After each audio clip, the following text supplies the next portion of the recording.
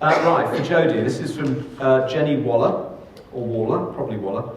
If temporarily the laws of time travel are suspended, so no harm to you or anyone else can happen, on a jump back, what would you tell the you who was writing that first book? So if you could go back in time to speak to yourself about your first book, what would you say? Two things, I think. The first thing I would say would be, shut up, stop messing about and finish it. Because it was the first book that I wrote, and basically it was an experiment to see if I could actually do it. There was no thought of publication at all.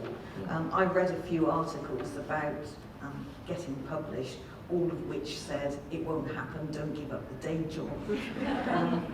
And I remember sitting there thinking, oh, if only you could know in advance if the book was going to be successful or not. And if it wasn't, I could save myself an awful lot of hot, sweaty effort at the kitchen table. But I would definitely say, yes, keep at it, keep plugging away. And I would actually say to anybody out there, because I'm quite evangelical about this, if you're writing a book, do it. People write to me and say, I've had a fabulous idea for a book. Should I contact a publisher now? Well, no, write the thing first. You're not going anywhere if you don't write the book. So I would say to anybody out there who's writing and feeling a bit discouraged and it's not going well, keep plugging on, finish your book, it's important.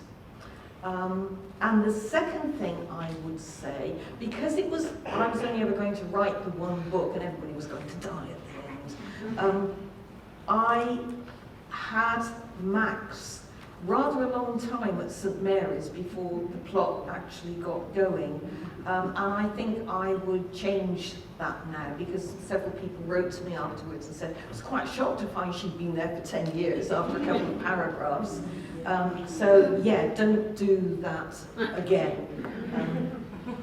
But it wasn't timing, it was simply I had no plans to write other books. And I think Agatha Christie had this problem. She started off with Poirot, who was retired from the Belgian police force, and Miss Marple, who was a good 60 or 70 years old, and wrote about them for 40 years, which made them both about 130. So she didn't plan ahead either, so I'm in good company.